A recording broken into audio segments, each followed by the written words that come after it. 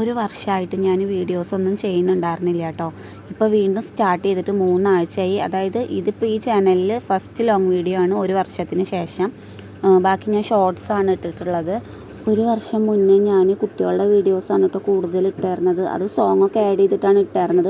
അതുകൊണ്ട് തന്നെ അത് കോപ്പിറൈറ്റ് ഇഷ്യൂസും കാര്യങ്ങളൊക്കെ വന്നിട്ട് ഞാനതൊക്കെ പ്രൈവറ്റാക്കി, ചിലതൊക്കെ ഡിലീറ്റാക്കി, അങ്ങനെയൊക്കെ ആക്കി വെച്ചിട്ടാണ് ഞാനിപ്പോൾ വീണ്ടും ഇത് സ്റ്റാർട്ട് ചെയ്തേക്കണത്. അതിൻ്റെ ഇടയിലാണ് അടുത്ത പ്രശ്നം വന്നിരിക്കുന്നത്. അതായത് 2027 ഫെബ്രുവരിയിൽ നമ്മളുടെ ചാനൽ മോണിറ്റൈസേഷൻ ആവണമെങ്കിൽ 8000 മണിക്കൂർ ആവണം എന്ന് പറഞ്ഞിട്ട് കേട്ടോ. അപ്പോൾ അത് കേട്ടപ്പോൾ ആകെ ടെൻഷനായി. കാരണം എന്താ വെച്ചാൽ 4000 മണിക്കൂർ തന്നെ ഞാൻ എങ്ങനെ ഉണ്ടാക്കും വിചാരിച്ചിരിക്കുകയായിരുന്നു. അപ്പോഴാണ് 8000 മണിക്കൂർ. എങ്ങനെ നോക്കിയാലും ഒരു വർഷം കൊണ്ടാണ് ഞാനിപ്പോൾ 4000 മണിക്കൂർ തന്നെ ആവുള്ളൂ എന്ന് വിചാരിച്ചിരിക്കുക. ചിലപ്പോൾ ഒരു വർഷം കൊണ്ടും ആവില്ല. കാരണം ഞാൻ 3 കൊല്ലമായി ചാനൽ തുടങ്ങിയിട്ട്.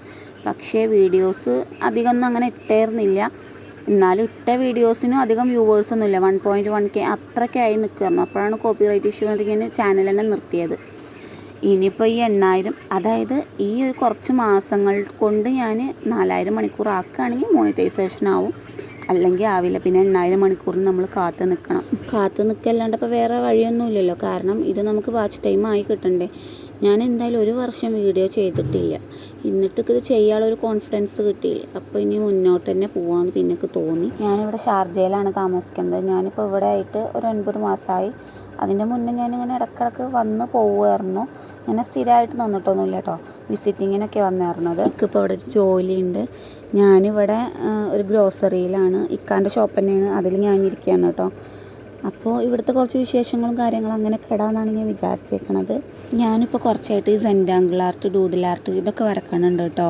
സെൻറ്റാങ്കിൾ ആർട്ട്, ഡൂഡിൽ ആർട്ട് എന്നൊക്കെ പറഞ്ഞിട്ടുണ്ടെങ്കിൽ ചെറിയ ചെറിയ പാറ്റേൺസ്, ലൈൻസ്, ഷേപ്സ് ഇതൊക്കെ ഇങ്ങനെ വരച്ചിട്ട് ഒരു നല്ല ഭംഗിയുള്ള കുറച്ച് ഡിസൈനായി വരും. വരക്കുമ്പോൾ നമ്മൾ വലിയ ഭംഗിയൊന്നും ഉണ്ടാവില്ല ഫസ്റ്റ് നമുക്ക് കാണുമ്പോൾ. പിന്നെ എത്ര വരക്കാൻ അറിയാത്ത ആൾക്കാർക്ക് ഇത് വരക്കാൻ പറ്റും കേട്ടോ. പ്രത്യേകിച്ച് കഴിവൊന്നും വേണമെന്നില്ല വരക്കാൻ. കാരണം മിക്കൊരു കഴിവില്ല വരക്കാൻ. ഞാൻ വരച്ച ചിത്രങ്ങളാണ് ഇപ്പോൾ ഈ കണ്ടുകൊണ്ടിരിക്കുന്നത്. പിന്നെ ഇത് വരക്കുമ്പോൾ നമ്മളുടെ ടെൻഷൻ കുറയും, സ്ട്രെസ്സ് കുറയും. അതേപോലെ നമുക്ക് ഭയങ്കര കോൺസെൻട്രേഷൻ, പിന്നെ നമ്മുടെ ഫോണിൻ്റെ ഉപയോഗം കുറയും. അതിലത്തെ ഫോണിൻ്റെ ഉപയോഗം കുറയുന്നുള്ളത് സത്യമായ കാര്യമാണ്. കാരണം ഞാൻ നന്നായി ഫോൺ ഉപയോഗിച്ചായിരുന്നു. കാരണം ഞാനിവിടെ ഷോപ്പിലിരിക്കുന്ന കാരണം കൊണ്ട് ഫ്രീ ടൈം കിട്ടുമ്പോഴൊക്കെ ഞാൻ നന്നായിട്ട് ഫോൺ കണ്ടായിരുന്നു. ആ ഫ്രീ ടൈമിലാണ് ഞാനിപ്പോൾ ഈ ചിത്രം വരക്കണത്. അപ്പോൾ അത് എന്തായാലും ഫോണിൻ്റെ ഉപയോഗം കുറച്ചു. പിന്നെ ടെൻഷൻ കുറയുന്നുള്ളത്, ടെൻഷൻ എന്തായാലും ടെൻഷൻ തന്നെയാണ്. അതിപ്പോൾ എങ്ങനെ ഇതാക്കിയാലും നമുക്ക് കുറയൊന്നുമില്ല. പിന്നെ എന്താണ്, ഇത് ചിത്രം വരക്കുമ്പോൾ സത്യം പറഞ്ഞാൽ ഇതിപ്പോൾ തെറ്റോ പിടിക്കുകയോ അങ്ങനത്തെ ഓരോ കാര്യങ്ങളായിട്ടുള്ള ടെൻഷനും കൂടി ഉണ്ടായിരുന്നു കേട്ടോ. ഇപ്പോൾ അങ്ങനെ വരക്കണതിനെ പറ്റി ടെൻഷനില്ല. കാരണം എന്താണ്, നമുക്ക് വരച്ചിട്ട് ഇപ്പം അത് നല്ല ഇതിലിപ്പോൾ വരക്കാൻ പറ്റുന്നുണ്ട്. വരക്കാനൊക്കെ താല്പര്യമുള്ള ആൾക്കാരാണ്, സമയമൊക്കെ കിട്ടുന്ന ആൾക്കാരാണെങ്കിൽ എന്തായാലും ഈ സെൻറ്റാങ്കിൾ ആർട്ടോ, ഡൂഡിൽ ആർട്ടൊക്കെ വരക്കണത് നന്നായിരിക്കും കേട്ടോ. അപ്പോൾ ഫോണിൻ്റെ യൂസിങ് കുറയും. ബാക്കിയുള്ള കാര്യത്തിലൊന്നും അങ്ങനെ ഇത് തോന്നിയിട്ടില്ല. എൻ്റെ കാര്യമാണ് ഞാൻ പറയണത്. പിന്നെ ഞാനിതൊക്കെ വരക്കണ കണ്ടിട്ട് എൻ്റെ ചില ഫ്രണ്ട്സും റിലേറ്റീവ്സൊക്കെ പറഞ്ഞു നമുക്ക് വേറെ പണിയൊന്നുമില്ല, അത് കാരണം കൊണ്ടാണ് ഇരുന്ന് വരക്കണതെന്ന്. അങ്ങനെയല്ല, എൻ്റെ എല്ലാ പണികളും കഴിച്ചിട്ടാണ് ഞാൻ ഈ ചിത്രം വരക്കാതിരിക്കണത്. കാരണം എന്തായാലും ഷോപ്പിലിരിക്കുമ്പോൾ എൻ്റെ റൂമത്തെ പണികളും എടുക്കാൻ പറ്റില്ല.